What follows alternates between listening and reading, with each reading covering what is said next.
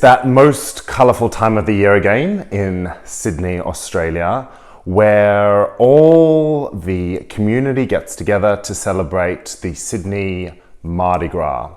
I'm in London, but I grew up in Australia and I grew up in Sydney. And once a year, Sydney celebrates what they call Sydney Gay and Lesbian Mardi Gras, which is like Pride, which is celebrated in the rest of the world around summertime, June, July, August. But in Sydney, it's summertime now, and so it's time for the local Pride. I love the Mardi Gras. I think it's an incredible opportunity for the community to come out on the street, for allies to come and support our community, and for everyone to feel really proud in themselves.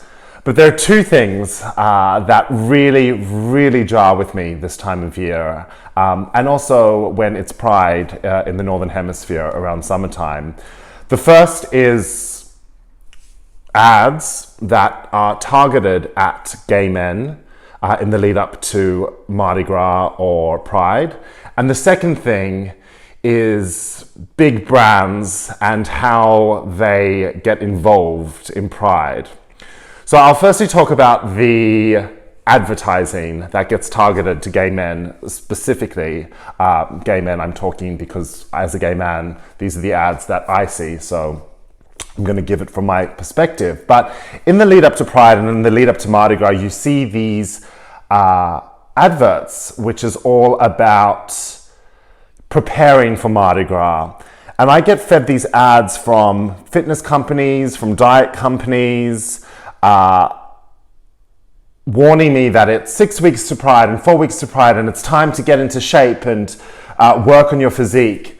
And this is really worrying to me because it makes me feel that Pride for people becomes more of an opportunity to show off their bodies and get naked and have lots of sex. And that's all good and all, but to me, Pride is more about looking at the past, looking how far we've come, being able to celebrate who we are. And it's not this idea of going on a 6-week diet or overdosing on steroids in the lead up to that Pride moment in order to look your best. I think that loses the spirit of Pride. And the fact that companies jump on this bandwagon and push that message that you need to be in the best shape of your life for this 1 week period really, really bothers me. So that's something I just needed to get off my chest. The second thing is how big corporate brands get involved with Pride. Now, I would love to hear your opinion because I have grappled with this myself and how I feel about this. So on the one hand, I think it's wonderful that big corporate brands change their logos to incorporate the rainbow flag, that they stand up and show that they are supporting our community. I think that's wonderful. And I think as a gay kid growing up without seeing much visibility and support outside of the gay community, it's wonderful to see these mainstream brands and this sea of rainbow during Pride and Mardi Gras on these corporate banners, because it sort of normalizes your life and how you feel.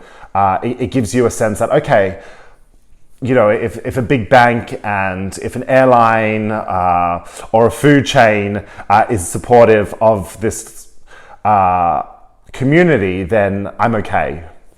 But I like that. I like that there are rainbow flags everywhere. I think that is a positive. What I don't like, though, is the jumping on the bandwagon and the pink washing, I would call it, around the time of Pride and Mardi Gras, where these brands get involved just by putting a logo flag or trying to push Pride product without any real kickback to the LGBTQI plus community, without any real thought about how they're supporting the community beyond just advocacy. I see this a lot in London, that every storefront in the month into Pride will be pushing rainbow product, but with a really limited link back to the community. And that really bothers me because it just becomes another opportunity for marketing, like Valentine's Day or Father's Day or Christmas. It just becomes a selling opportunity. So just putting a rainbow flag on something doesn't really show how you are supporting that community, at least not anymore. I think we've evolved from that. So I would challenge brands to think about their long-term commitment to the community. What are they doing throughout the year? What do they do for the other 50 weeks of the year to support the community? It's not just about a rainbow flag anymore. It's about really connecting with us and supporting us on an ongoing basis in a really authentic way, and not exploiting this incredible month of pride and being proud in order to make sales. So that being said, I hope everyone has a fabulous Mardi Gras in Sydney, and later on this year, Pride in London and New York, wherever you may be in the world.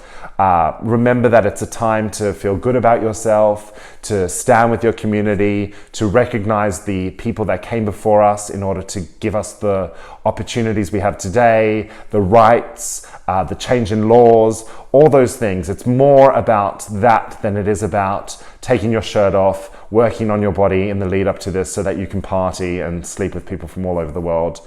By all means do that, but don't forget the real reason why we have Pride.